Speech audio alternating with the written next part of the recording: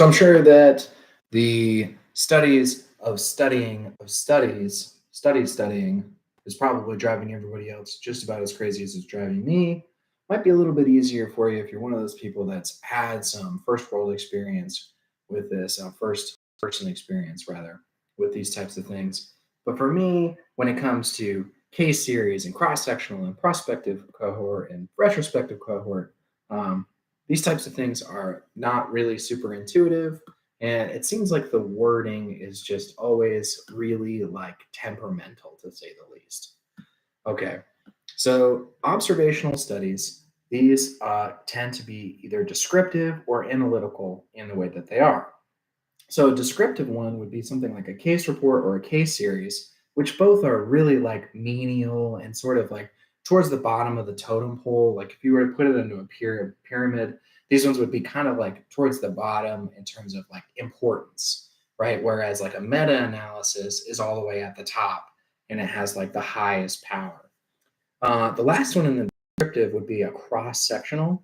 And that just seems to do a good job of like telling you the pattern of disease with like using just time, place, and person, right? And so then these can kind of help you come up with hypotheses.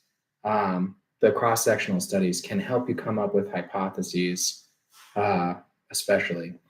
Um, but the analytical ones, these are the ones that are actually like telling you whether or not the risk factor and the disease and the exposure, which one of those is most important or prevalent. So that'd be like a case control, a cohort, or again, the cross sectional works for this one. Now, cohort tends to decide whether or not somebody's been exposed or non exposed. So even if the risk factor is another illness, then they're still considering that to be exposed or non exposed. So maybe they were exposed to having Tourette's, or somebody else was non exposed to having Tourette's. So this is cohort. Cohort, expose. All right. There's retrospective and prospective. Some people say that the retrospective isn't as common, but in terms of the step 2 CK questions, that doesn't seem to really matter because that comes up plenty. Now, a case control study is going to identify the people within the study based off from what happens to them. Okay. So maybe you'll be how many people had a stroke versus how many people who did not have a stroke. And then you'll identify that based on the exposure status. Whereas case series and cross sectionals, being observational, they'll tell you whether or not there's an association between a risk factor. Okay, so this kind of goes back to the other one where it's like, okay, did they have Tourette's? And then Tourette's was leading to strokes. So case series and cross sectional is more like analytical in that way. So in the end, what I'll just get back onto is that a cohort is going to start by identifying the people within the study as whether or not they've been exposed or non-exposed to a risk factor, and then compare the outcome, meaning whether or not they end up getting a disease or not. All right, so that's all I'm going to try and talk about for right now with different study designs. They're really tricky. They really just mess with the wording. I mean, retrospective cohort is really good for comparing disease incidence, whereas a case control is really good for comparing risk factor frequency. And then a cross sectional can be really good for comparing disease prevalence. But what that means when you're reading the question is a little bit harder to discern. All right. So the next thing I'm going to talk about is a teenager who ends up getting sick, and they end up getting sick with pneumonia. Now, one of the things about pneumonia is that if it's getting treated appropriately, so you say you do a sputum culture and you find out that they're susceptible to, doesn't matter. I mean, carbapenem, that doesn't make any sense because that's really widespread, but we'll say that it's carbapenem, right? So if you start giving this person carbapenem and then 2 days go by, 3 days go by, and they're not really getting any better, and maybe they still have a fever even, one of the things that you definitely want to do is get another x-ray. Now, this might seem intuitive, but they'll kind of hide this in there as your answer choices. And you might be looking for one of two main things. Are they getting like empyema? Or are they getting like some special accumulation of fluid that's more intense than what you had originally realized?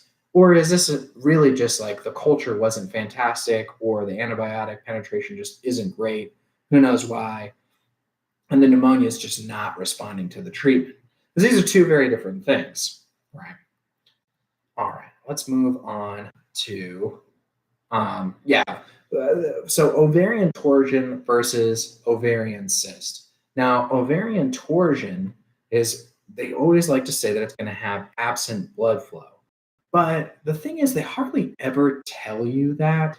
They pretty much always just give you that it's the one-sided and man, it hurts like a bee, butt cheek on a stick, and it was really quick. But the problem is that the ruptured ovarian cyst is also like this. So one of the little like almost tricks, tips that they'll throw at you in terms of ruptured ovarian cyst is that they just recently started doing something different with their hormone or estrogen or progesterone levels. Maybe they just started OCPs, or they just stopped OCPs, or they just started estrogen therapy, or they just stopped estrogen therapy. And something happened there, something changed within this facet of their health. And that tends to be some, not 100% giveaway, but a little bit more of a hint that it's probably more along the lines of ruptured ovarian cyst as opposed to ovarian torsion. Okay, so we're going to do one more. I know I usually do 3 for each video, but this time I'm going to do even a 4th one. Now, the 4th one is going to cover neonates. As we know, I'm going into pediatrics. I find this to be very interesting. And the test takers, or the test writers, like to make this particularly tricky because normally, if the reticulocyte count is within normal limits and someone's anemic, that's mostly fine. And if a baby is within a normal reticulocyte count and a little bit anemic, only maybe 10.5 or 11, then you would actually pretty much just call that to be fine. But sometimes what they'll do is they'll say, oh, well, this baby was actually born at 31 weeks or even 33 weeks.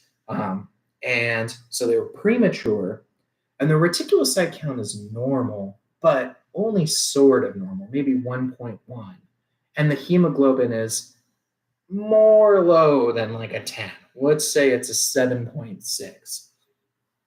In this particular patient, this is anemia of prematurity.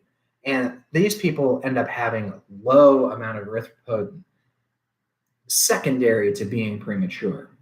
It doesn't feel like they're super low on EPO because they're doing fine on the reticulocyte count, but everything else is fine as well. Their platelets will be fine, their leukocytes will be fine, their neutrophil percentage is going to be fine. But for some reason, because of the prematurity, their kidneys aren't exactly functioning the way they should be. And for a patient with only a 7.6 hemoglobin, you're really wanting more of a reticulocyte activation to that. A lot of the times these babies aren't even going to have any symptoms, but even if they did, it's going to be goofy ones that don't totally help you a whole bunch. And instead, they might give you some lab findings like that the fact that the blood cells are the normal shape, color, and size that they would be for any other baby. But for some reason, they are anemic and they have just that slight reticulocyte count that's really within normal limits. And so for these types of people, you really only need to worry about it if they get really symptomatic or severe, in which case you can give them a red blood cell transfusion. All right, thanks for tuning in on another night of Step 2 CK with Thaddeus. Good luck studying.